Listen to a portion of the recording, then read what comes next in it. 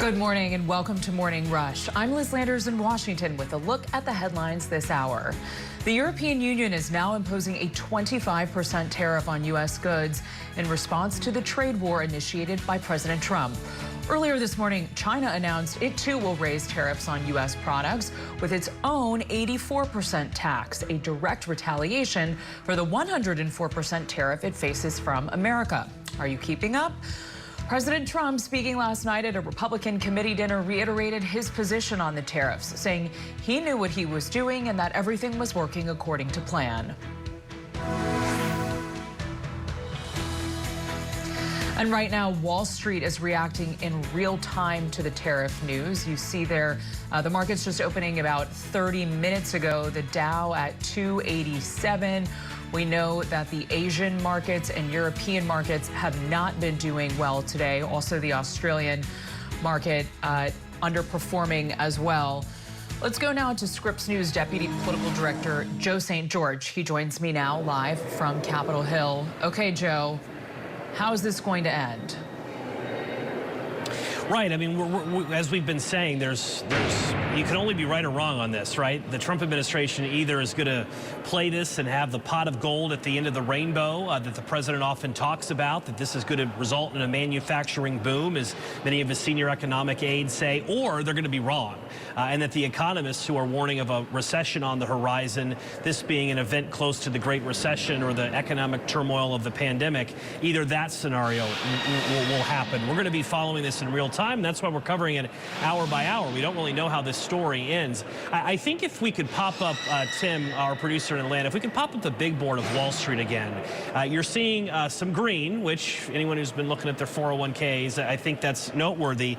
The president just said on Truth Social, and this is what's remarkable here in 2025. You know, you can have presidents move markets because of social media posts. Just within the last hour, the president posted, quote, "This is a great time to buy DJT." He signed it.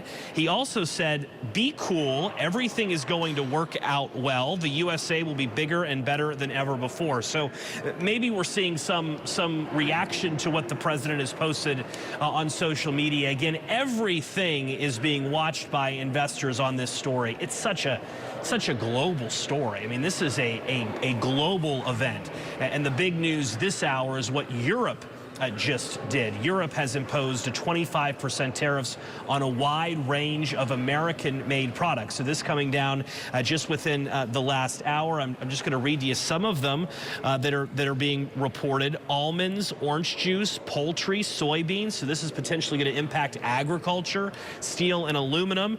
We're told that bourbon whiskey's been spared. That's because France and Italy and Ireland stepped in to block that. So Europe is beginning a bit of a measured response to what President Trump has done, and that is impose tariffs on European goods this morning. It's now more expensive to bring in some champagne if you're a restaurant to the United States. More expensive to bring in Italian wine to the United States. Fashion could be hit as a direct result of all of this as well. So we have news out of Europe at this hour. Let's shift, though, back to really which has been the headline of the day, and that's news out of China. China has retaliated this morning in response to U.S. imposed tariffs by President Trump.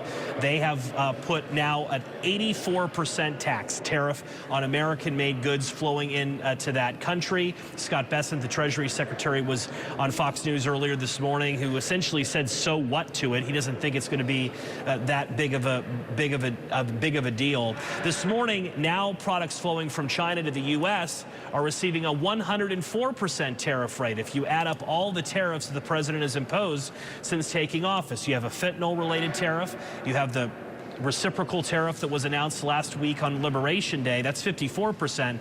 And then because of what China has done in recent days, saying that they're not going to back down, imposing tariffs of their own on American products, President Trump has instituted a retaliatory tariff, essentially, of 50% as well. So when you grab your calculator, that's how you get up to 104%. How does this end?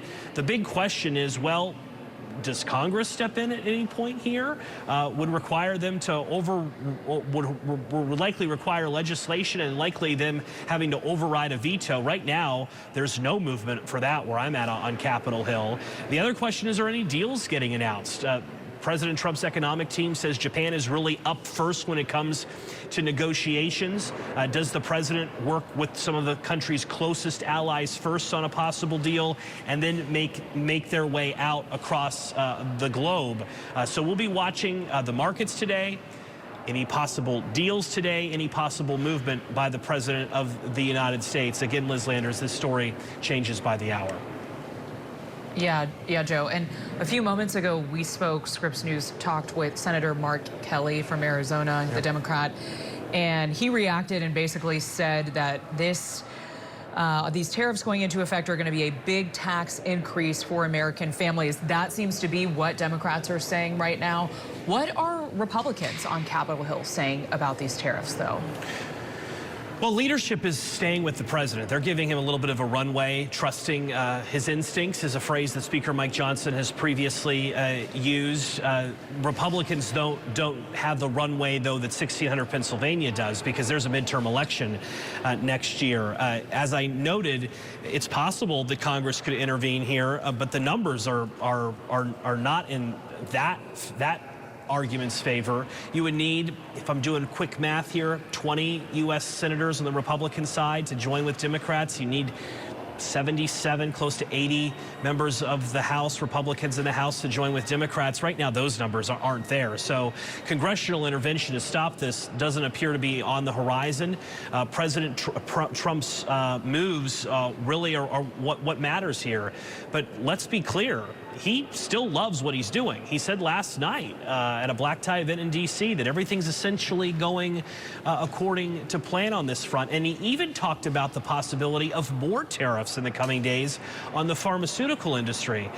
He doesn't like the fact that so many prescription drugs in this country are made overseas, then imported into the U.S. He would like to see drugs produced here. Remember, things made in America, you don't get taxed, you don't get a tariff on it. So we could be in short order talking about pharmaceutical tariffs, Liz, and possible price hikes when it comes to prescription drugs in this country. This story continues, like I said, to evolve.